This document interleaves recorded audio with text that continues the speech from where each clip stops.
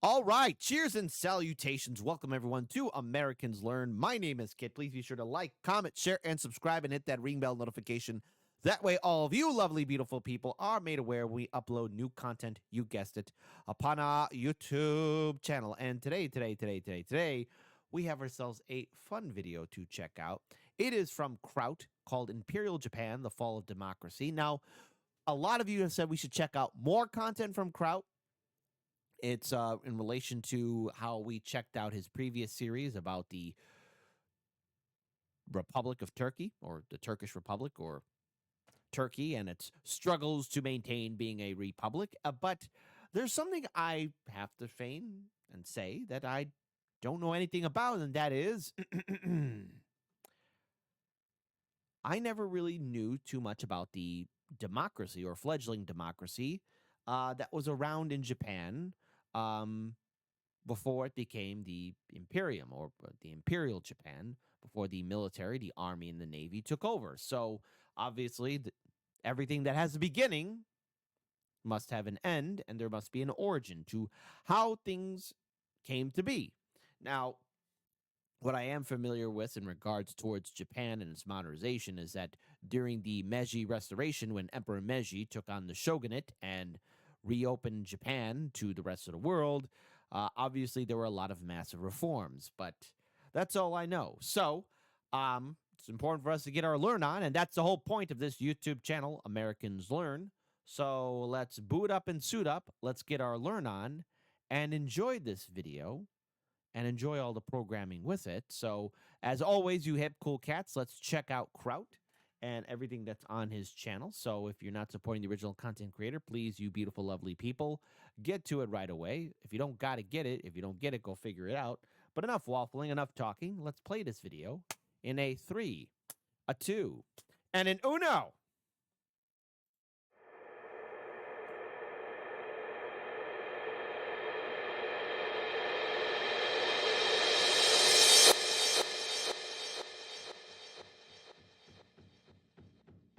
Know Your Enemy Japan is an American propaganda movie from 1945 directed by Frank Capra, made as part of an initiative by various Hollywood directors at the time to support the American war effort. It stands out to me because it represents something that you have in all likelihood also been affected by. It completely distorts the truth and paints an image of events that transpired in Japan that is untrue, oversimplified, and promotes a frankly racist agenda. It promotes the idea that war with Japan was unavoidable, that Japan is a nation of vicious savages and blindly obedient robots with no desire of expressing individuality, let alone demanding individual liberties and rights. A racially totalitarian people. And this notion of Japan and the Japanese as a savage and blindly collectivist people who follow and obey has persisted despite being wrong in its totality. Our popular historic understanding of Japan during World War II is built on a myth, a propaganda myth that has distorted our understanding not only of the Japanese, but of Japanese history.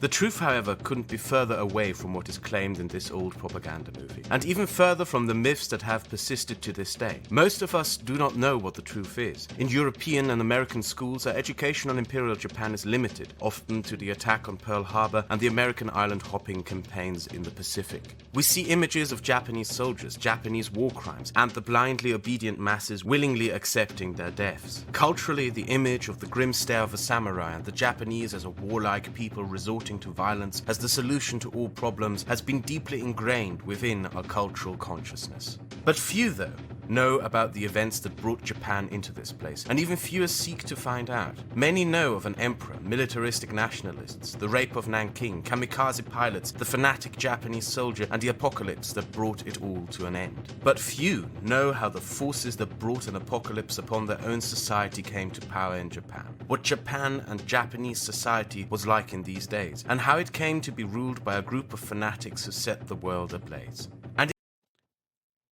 Already, I'm loving this video. Already, I'm enjoying this. If you've been watching Americans Learn from the beginning, you'll know that I have a huge connection to Japan. My family's been in Japan for like generations, from my great grandfather to my grandfather to my grandmother to my mother, my aunt, my uncle, my cousins, and yours truly as well. Um, and I do hope to visit Japan again for a third time. I would love to see the city of Osaka. Um, But I thought I knew everything. Well, no, I don't. But I'm really excited for this video. Please, everyone, give this a thumbs up, please, for me. And it is, in all honesty, a shame, because it is a story that is both fascinating and frightening. A story of ideology that shows how a society can be driven into an apocalypse. A story that differentiates itself greatly from the rise of other fascist regimes around the world. A story filled with a valuable lesson for those who seek to preserve their own liberties today. And therefore, this series of videos is not about Pearl Harbor. It is not about the war in the Pacific. This series will focus on Japan before 1941. It will focus on the war in Asia. It will focus on the collapse of Japanese democracy. And it will focus on the rise of Japanese right-wing militarism, with the intention of showing to you how the forces that came to be unleashed on the Western world in December 1941 came into being, and how the lessons to be learned from these events matter even to this very day.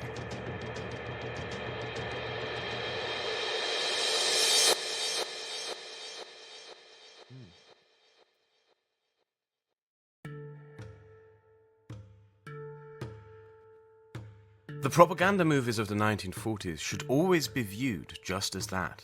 Propaganda. They are intended to paint an image of Japan and its people. And in few cases has such a campaign been as successful as it has been with the demonizing of the Japanese. The image created and pushed on us is one of a Japanese society in the 1920s that is blindly obedient, uncreative, militaristic, and set on a course for violence and war by an undemocratic leadership descending from old Japanese feudal lords. In reality, though, the 1920s in Japan, known as the Taisho era, is a time period that we barely hear of in our popular history. Contrary to our popular belief, Japan was not an absolute monarchy or military dictatorship. It saw the establishment of a constitutional democracy, whose creators intended for it to be closely modeled after the British parliamentary system. The country was governed under a two-party system with a liberal and a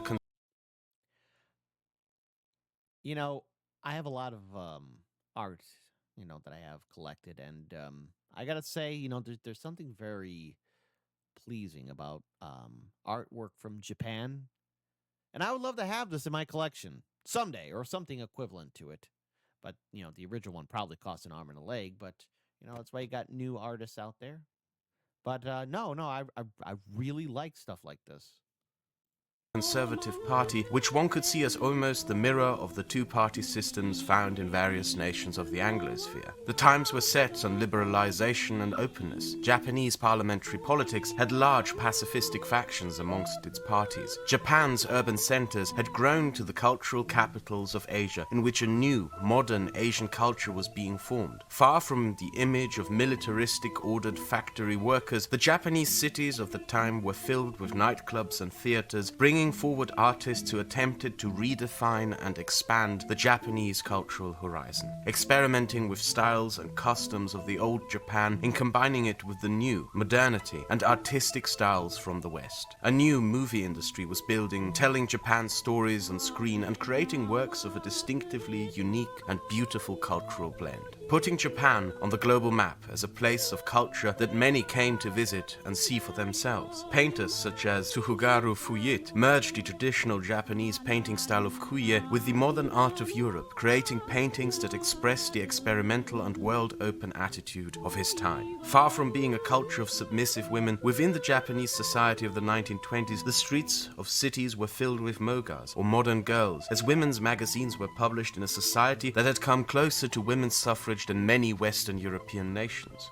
And within 20 years, the parliament had been replaced with de facto military rule. The culture magazines replaced with militaristic propaganda. The cartoons of the 1920s were fighting an American Mickey Mouse. The movie industry now produced war.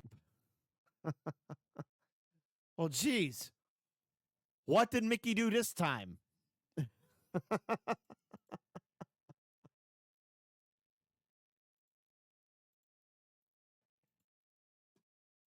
Propaganda. The experimental modern art had been replaced with a militaristic realism in the name of utopia. The women who had strived for equality were taught how to charge American soldiers with spears in a final fight to death before dishonor. What happened, and how had it come to this? The answer is not to be found within the Japanese people. There was no cultural, let alone racial drive to undermine what had been built during the 1920s. The Japanese people were not destined to fall into this. Far from it. I believe it is even possible to say that Japan's people were dragged into this against their will and seduced by those who willingly accepted their deaths. Japan at that time had only recently been opened to the world. In 1858, the US Navy forced Japan to open to the outside world, ending 220 years of almost complete isolation. This opening threw Japan into an internal turmoil over the conflict between modernity and the preservation of its own social norms and culture. A conflict that ultimately resulted in civil war in 1868, which ended with the overthrow of the established feudalistic order, the dethroning of the warlords, and the establishment of an imperial system. An imperial system that initially was built like an oligarchy, giving power to the warlords who had been loyal to the emperor. But even as that system became... So, for those of you who don't know, when Emperor Meiji came into power, this is something that I do at least know or a little bit familiar with. So I'm going to kind of give you just a short summary. But for quite some time, the Tokugawa shogunate was in charge of Japan. And they successfully locked it down. If you've ever seen the TV show Shogun, that's what it's based off the founder, the guy who founded the Tokugawa shogunate, who closed off Japan from foreigners.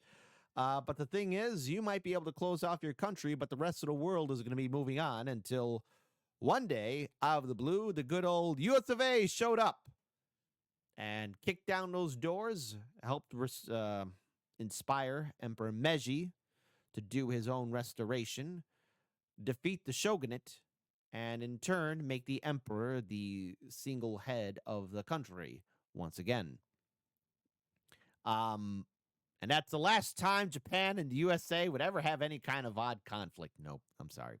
But what's interesting to point out is, even though Hollywood likes to tell you that Tom Cruise was the last samurai, truth be told, there were some samurai survivors. And look, they could complain and be upset, or they can adapt and overcome and have the next generation reestablish a new kind of system within the new system to bring things back to how it used to be from their perspective. So, the more things change, the more they remain the same. Became more liberalized, democratic, and open over time, an underlying conflict within Japanese society had not been resolved. The question over modernity and its perceived conflict with Japanese culture. The big losers of the Civil War and modernization were the warlords, nobles, and samurai of the once prosperous countryside. As Japan opened its urban centers and rose in importance and wealth, the once wealthy samurai and lords of the feudal era dropped into poverty. For them, the reason for their poverty, which they perceived as a decline of Japan in general, was the modernization that had taken place. And since they saw it as an ill brought upon them by the West, they blamed it on the West.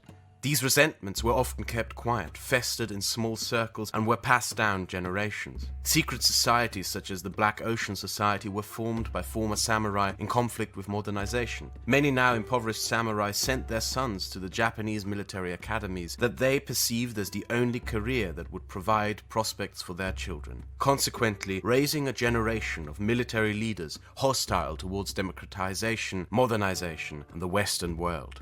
As Japan entered the Taisho era and drove towards gradual modernization and liberalization of society, it became more democratic and open.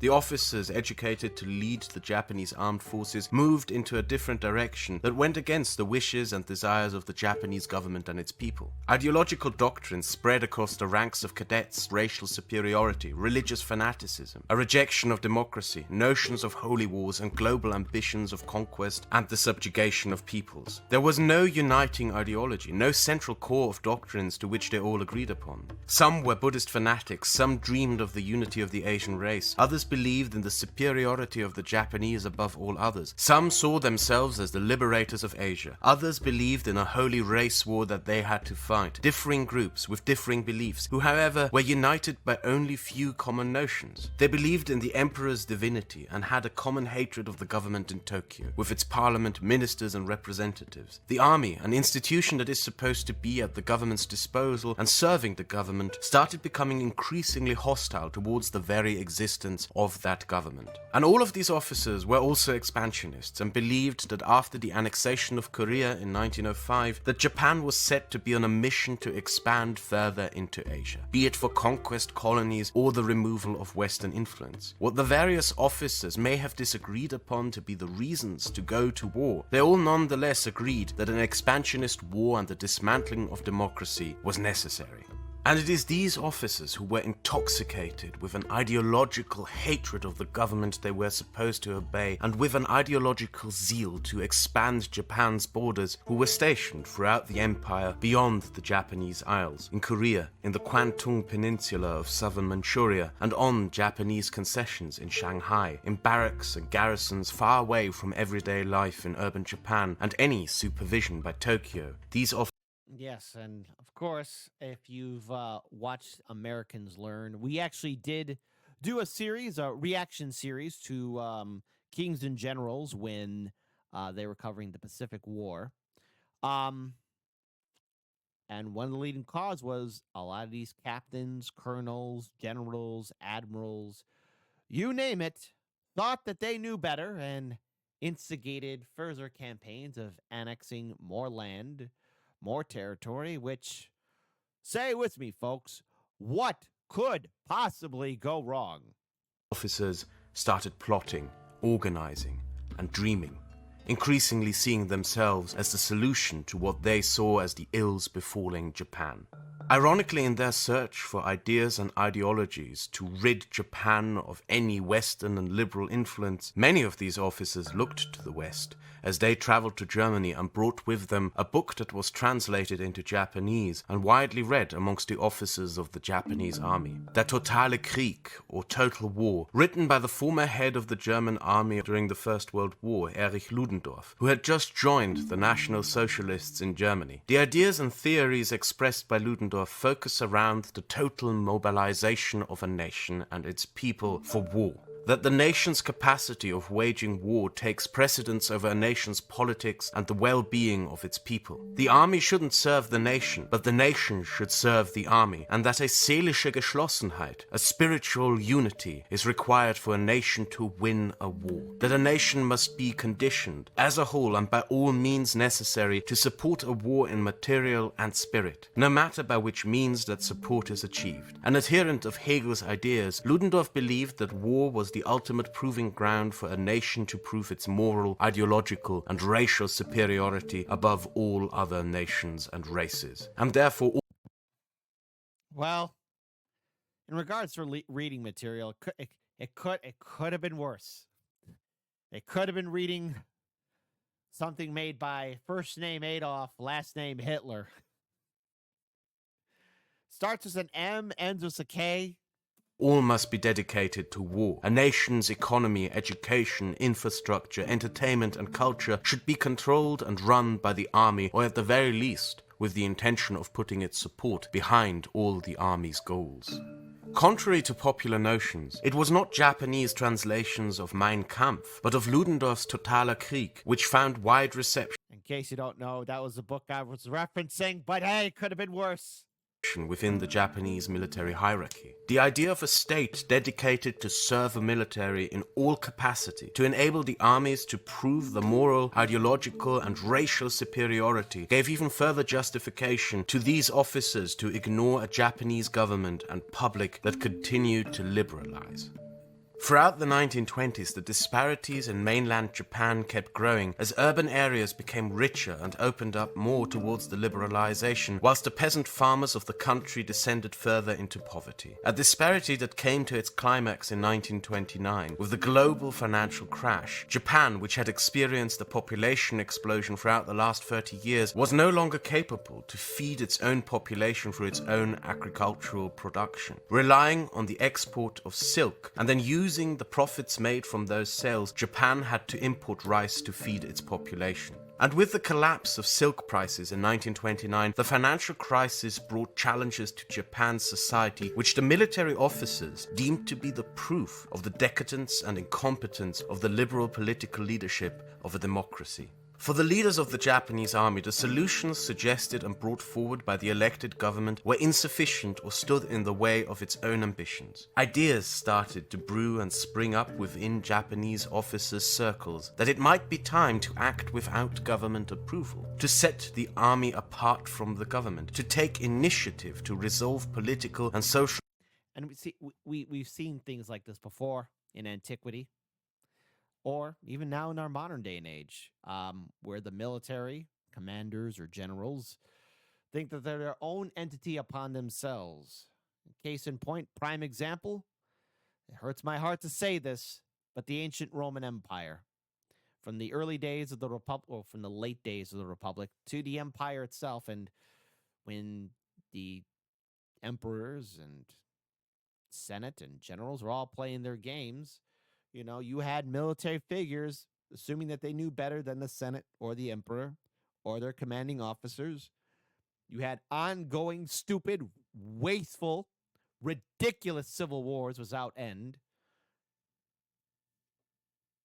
And while Japan was able to modernize faster in comparison to China or Korea, many of these military officers and their actions and their disregard towards the legitimate government ruling Japan at the time opened the pathway not only for that government to be replaced by the military, but the Japanese army and navy eventually led their nation and empire to destruction by participating and instigating the Second World War. And in turn, look, I get it's far more complicated. And look, it's a very sensitive subject to talk about. But when you have hot-headed commanders going into Manchuria or going into China and then further expanding the war, stuff is bound to happen. Bad things, really bad things. Let's continue on with this fantastic adventure, shall we? As the leaders of the nation, rather than being commanded by the representatives of the nation. The Japanese government attempted to recover from Japan's economic woes of the 1929 crash through austerity measures. The Japanese military insisted that the solution to economic crises would be the exploitation of resources of the Chinese region of Manchuria, that after an annexation would provide the means to not only resolve the problems caused by the financial crash, but a stepping stone into having policy dictated and implemented by the military rather than by the government. In 1928, the 39-year-old Colonel Ishiwara Kanji was given command of a 10,000-men-strong garrison in Manchuria. Manchuria was part of China, under control of Chinese warlords, but the Japanese were permitted by the international community to keep a small troop presence to protect a railroad that was Japanese property. Just want to add a little side note here. My great-grandfather, I think I've mentioned this in some other previous videos before in the past, but my great-grandfather served in World War I, but instead of serving in the European theater, he was part of the polar bear expedition that was near Manchuria. And I still have plenty of those photos. I even have his World War I dog tag as well. And, the only story I know that he had told my grandfather, who passed away last year, was that it was really cold in that region. And he did have a chance to his ship did, and they actually did run into, at the time, Imperial Japanese soldiers. Not for any combat, just they had a little run-ins here there. No fights or anything, just more of like, hey, how are you? The only polite exchange that happened, and there were no other problems between America and Japan afterwards. From Changchun to Port Arthur to Seoul. Stationed there was also the head of the military intelligence in China for Japan, Itagaki Saishiro. It was General Nagata Tetsuan who had requested that both these officers should be stationed in Kwantung, the southern peninsula of Manchuria that functioned as the base of the Japanese garrison stationed in Manchuria. These three men are a perfect example of the officers that the military had produced throughout the past 30 years. Hostile towards the West, hostile towards democracy, expansionist and believing in the army as a solution to what they perceived as Japan's moral and social decline through modernization. However, in ideology, they all differed. A Buddhist fanatic driven by a sacred religious mission to start a holy race war, which would end the Western global It's not very peaceful of you, buddy. dominance and unite the world under the sacred rule of the emperor. A anti-democrat who wished to implement a plan for total war with the industrialists and Zaibatsu in the war for Japanese global dominance he believed had to happen. And the militarist who wished to build and fuel an armaments industry for a powerful army by annexing the vast iron and coal resources of Manchuria. But all of them believed in Ludendorff's idea of total war and despised what they saw as a Western degeneracy that came with the democratization of Japan. So together they started planning for war and invasion. Nagata, who had deliberately brought the two fanatics Ishiwara and Itagaki to Manchuria to start this war, returned to Tokyo to pretend as if he had no clue what his officers were doing. Despite him having... Hey, Billy, that's not his name. Yeah, so what's going on with your captains and your colonels and your majors? They seem to be going hog wild. They're invading Manchuria. Are you in control there? Man, this is news to me. I didn't know. I am so sorry. Let me go find out.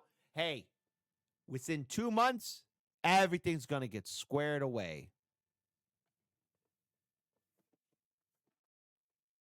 You just sitting there. Aren't you going to get up? No. I'm not. I'm sure it's all going to figure itself out. set events into motion that would result in a global conflict probably beyond what he had imagined. The three men who started the Second World War. Great. Old Larry and Curly.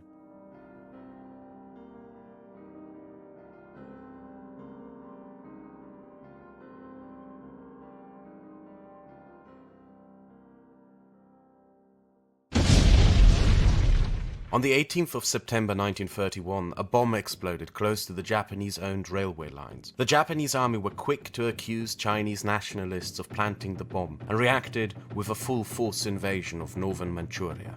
The men who prepared and planned this incident organized the planting of the bomb and had in months of preparation gathered the troops and material as well as drawn up the plans for this invasion. They had always denied that it was their intention to start this war, thereby lying to the Japanese people, government and their emperor. Within hours of the invasion's start, the officers commanding the troops received orders from the government in Tokyo demanding from the army to stand down and stop the invasion. The government's orders were ignored. The emperor was upset and opposed the invasion. He denied the sending of reinforcements to support the invading troops, but was bound into a position where he could do nothing to stop the forces that were already there. With the invasion of Manchuria, these three men had lit a spark that would not only begin the Second World War, but had also done what many Japanese officers had dreamed of. So in other words, they got the achievement. You have started World War II. Take your trophy. Established the Japanese army as an anti-democratic body, enacting policies despite of the government and not with the government's approval.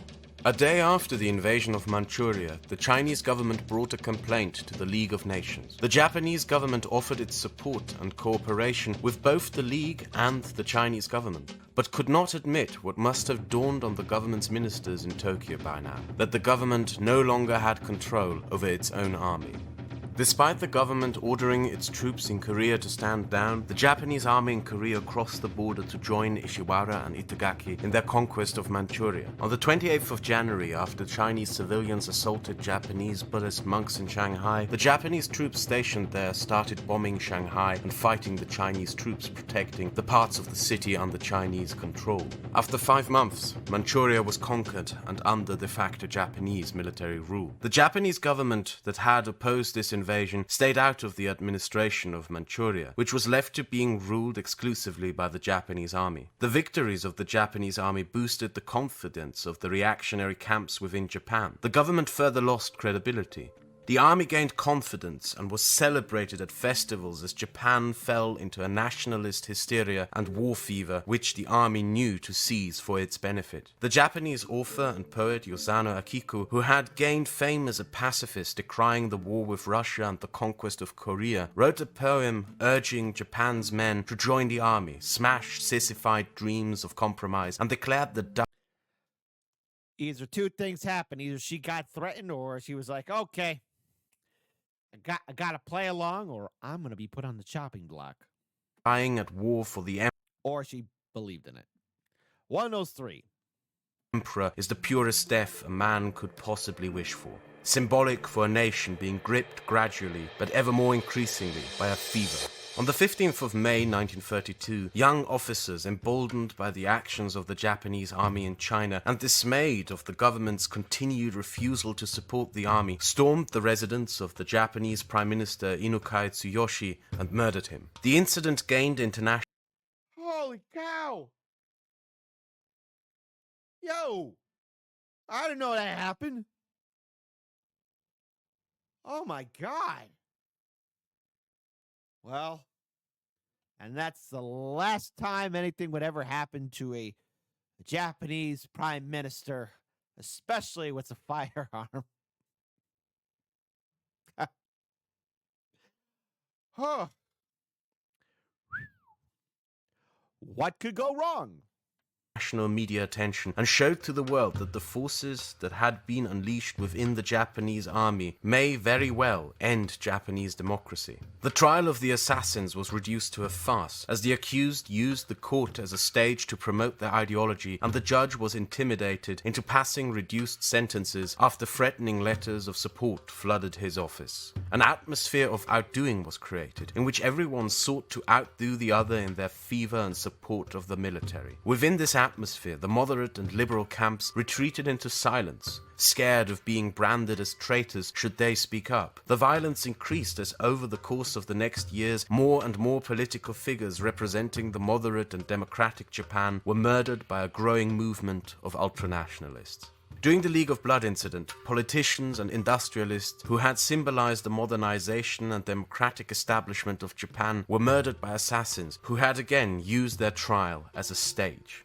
However, the emperor and the nation's nobility were unwilling to have Japan slide into outright military rule. Negotiated by Prince Seonji Kinmoshi, Saito Makoto became Japanese prime minister after the assassination of Inukai to try and protect the democratic integrity of the government while governing in a compromise with the ultranationalist military leader General Araki Sadao, who was made...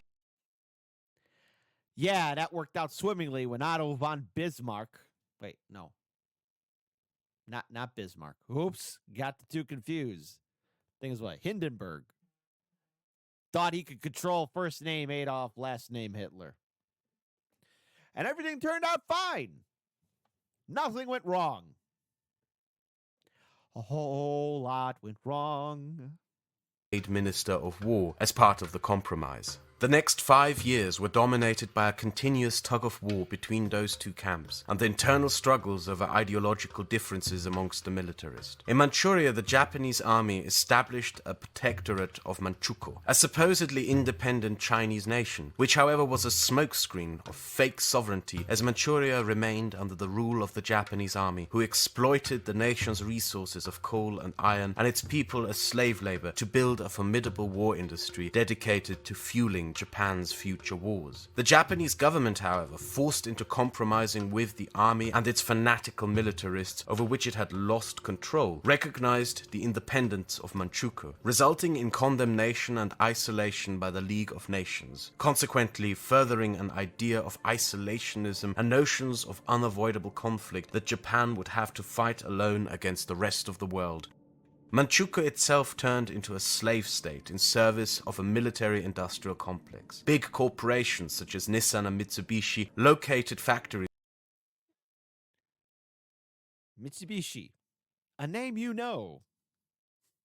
is there to use the vast iron and coal resources and the Chinese slave labor to fuel the production of a vast Japanese military arsenal. Impoverished Japanese peasants were given land and settled in Manchuria as colonizers to farm produce as supplies for the Japanese army. In Manchuria, the Japanese officers had already established the very state they wished to enforce over the rest of Japan. Throughout all this, the new Minister of War, Sadao, fueled the flames with propaganda decrying the degeneracy of the West, condemning modern democratic Japan, and promoting notions of a moral and racial superiority of the Japanese. Sadao was part of an ideological faction called the Kodoha that emphasized the importance of a spiritual and immaterial superiority of Japanese morals and culture that was corrupted by and therefore needed to rid itself from democracy and the liberalizing forces of modernity, and to wage war against the most corrupting of all ideologies by invading the Soviet Union. And under control of General Nagata, a system. So you got Stalin on one side, the Imperial Army of Japan on the other. Talk about being stuck between a rock and a hard place. System of total national mobilization is implemented. Following the doctrines of Ludendorff's Total War, the Japanese economy was turned into a war economy, dedicated to the arming of the nation's forces and to be in service to the wars that the nation will have to fight. Under Nagata, the army started gradually seizing control of the Japanese economy and economic policies. Nagata followed an ideological faction called the Tosaya, opposed to the Kodoha, believing that some modernization was necessary, but not in a liberal and democratic way, but that the undemocratic general mobilization of Ludendorff's doctrines of total war formed the perfect backbone for a restructuring of Japanese and Asian society for a future war against the United States. These differences. And what could possibly go wrong with a conflict like that except countless lives being lost? What could go wrong? In ideology along the unresolved question of modernization and traditionalism brought these two militaristic factions into conflict. The emperor remained quiet. With the army having direct access to him and knowing how to influence him, the path was set for a direction undermining the Japanese democracy. Nagata, who attempted to undermine Sadao and his nationalist camp, was murdered in 1935, and his work for general war mobilization continued by Ishiwara. However, despite the powers gradually and undemocratically grabbed by the militarists, they ignored that Japan was still a democracy. The general elections of 1936 strengthened the pacifists in the Japanese parliament and government, and that despite the successes of the militarist nationalists in China. The Liberal Constitutional Democratic Party remained the largest faction in the Japanese parliament, while the Conservative Constitutional Association Party remained the second largest in parliament. Both parties opposed the militarists and advocated for government control over the army and an end to the army's engagement of its own policies. The Japanese people, segments of which may have been gripped by a militaristic nationalist frenzy, still voted for and took part in a political process that opposed those reactionary forces. The political structure of Japan prevented the emergence of a Führer or a Duce, which, should such a role have been established, would have gone to the emperor. But the Japanese emperor was not merely a monarch by God's grace, but a god himself. As such, his position prevented him from engaging. You know, occasionally, Emperor, I'm not going to tell you what to do, but there are rare moments where you have to be reminded, Emperor, highest rank of the land, technically, number one. So you just got to go down there and say, like, hey, guys, listen, don't do this. Stop it. Get help. All right? Don't pretend you don't hear me. Emperor here. I don't know. That probably would have been more devastating for him and his own health. But, you know, talk about a loophole, right? In the daily politics that would have come with the ruling of a state. Engaging in earthly politics was considered to be beneath a god, putting the emperor in a position where he as a deity was unable to save those who worshipped him as a god from themselves. On the 26th of February 1936, young officers of the Japanese army who were followers of the Kodoha stormed the government quarters of Tokyo. Ministers such as the Minister of Interior Saito Makoto and Minister of Finance Takahashi Koikiyo were assassinated together with the closest advisors to the emperor. In the name of the emperor, they proclaimed a military dictatorship and the end of the parliamentary system with all its trappings of modernity. The emperor refused to bend before their demands. The leaders of the coup were surrounded by troops loyal to the government, and Japan almost collapsed into a civil war, both started and fought by anti-democratic nationalists who couldn't agree on which doctrine should be the leading one. The coup was ended after Ishiwara Kanji gave its leaders the choice between suicide and surrender. This action of walking into the government headquarters unarmed and giving the leaders of the coup the ultimatum that ended the coup brought Ishiwara to the peak of his power and national standing. In the end, the factional fights between the militaristic factions and the failed coup of the officers associated with the Kodoha faction didn't bring Ishiwara or the Taisho faction to power. Ishiwara gained national fame for his role in ending the coup and preventing a civil war. But while the army's officers had been squabbling over the past years, another figure had been secretly building power, General Hideki Tojo, a follower of the Tojo. A name you need to know. Kodoha, the leader of the notorious military police Kempitai, had been using his organization as a base to gradually start amassing power in secret throughout not only Japan, but the lands occupied by its army. During the coup and its aftermath, it was Tojo and the military police who had organized a purge of all officers in the army who had been connected to the coup. Tojo had no scruples in arresting those and having those executed who may have formerly had shared his ideological ties in the Kodoha camp. The Kodoha and Taisho factions were united into one movement, with Tojo in a leading position and gaining the reputation of a man who would mediate between both camps, where he gradually kept building power and influence, befriending industrialist leaders, political power brokers, and gaining more and more influence over the state apparat of Manchuria, until being appointed government minister in Japan by the emperor's advisors, rising to the office of prime minister by 1941.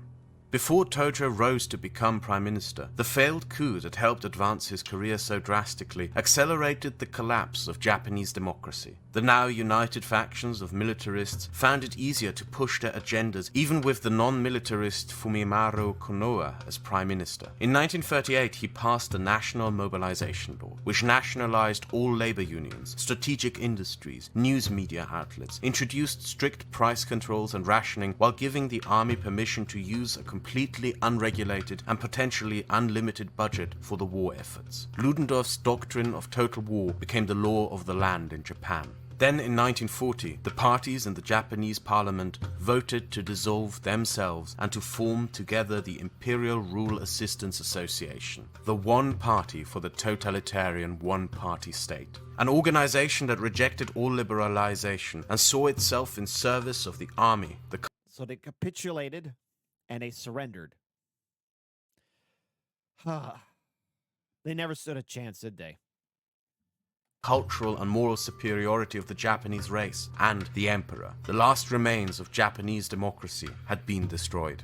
The collapse of Japan's democracy and civil society stands as unique. There are many valuable lessons to be learned from it that were unfortunately not taught in our education system. Japan's democracy collapsed because it lost its control over a government institution, namely of the army, showing us the importance of the political independence of government institutions, but also how it is possible to dismantle a democracy through infiltration rather than participation. Another reason for the collapse is also that Japan's ruling liberal elite and government had failed to appreciate the challenges of modernity. It failed to fully understand the ramifications of a radical change to society. It failed to make the rapid and in-depth changes to society comfortable to those who had suffered from them. And crucially, the political forces that dismantled Japanese democracy were not one coherent movement of common doctrines. They were a force split into various differing movements and ideologies who often rivaled and feuded with each other. What however became crucial is that these rival factions of far-right nationalists were able to set aside differences and rally around a common cause when needed to achieve what they all felt was necessary. A movement with internal divisions may appear weak from the outside. However, its ability to rally around a common cause negates that very weakness. In the next video of this series, I intend to show to you in depth the drives and motivations of those officers, to tell you the stories of their ideologies, what they believed in, and what drove them into doing what they did. It is, in popular history, often said that the wars of Imperial Japan and the collapse of Japanese democracy was the result of the financial crash, or at least that is what is often said in history documentaries one may view on TV. I, however, believe that the men who started these wars and guided these historical events were not driven by greed, gold, or capital, but by ideology, intoxicated by doctrines of hate and a fanaticism of which there are few similar in human history. We will in the next video examine their beliefs, their doctrines, the delusions that drove these men into committing crimes and waging wars. If you enjoyed this video, consider sharing it with your friends and followers on other platforms. Leave a like and subscribe for more content. You can follow me on Twitter, where you will find me by searching for @GiveMeThouMemes. You may also join my community on Discord if you wish to chat with me and my followers about the videos that I make. Links to Twitter and the Discord will be in the description. If you wish to support my content more directly, consider becoming a patron or making a donation on PayPal. Links will be in the description. Okay, well, first of all, that was extremely informative. Everyone, if you haven't done so already, please give a like to the original video. The original video that we are checking out here, the link is in the description box below. And if you ask for it, I will continue on with checking out the fall of the democracy that was in Japan. Um, Boy, oh boy, just when you know, I I was never fully aware how fragile and how unprepared the old political system was in regards to dealing with the military and its extremist individuals that were within its foundations. Um, if there's any books or video series that you, our viewing audience, would recommend to us that we should check out, I would love to know because, Japan is close to my heart. My family's been there for generations, well, visiting or either that living there. And you know, I would like to know. I never knew of this era and I'm curious to learn more. And this is why we set up this channel called Americans Learn, because we got to get our learn on as we should, because that's the whole point of this channel. So, everyone, if you haven't done so already, please support Kraut. Check out his original YouTube channel. So, there you go. That's the right thing to do. And be sure to like, comment, share, and subscribe. And I'll see all you beautiful, lovely people on the flip side. Take good care of yourselves. And remember, democracy is fragile. As we have learned the hard way, there once was a dream called Rome.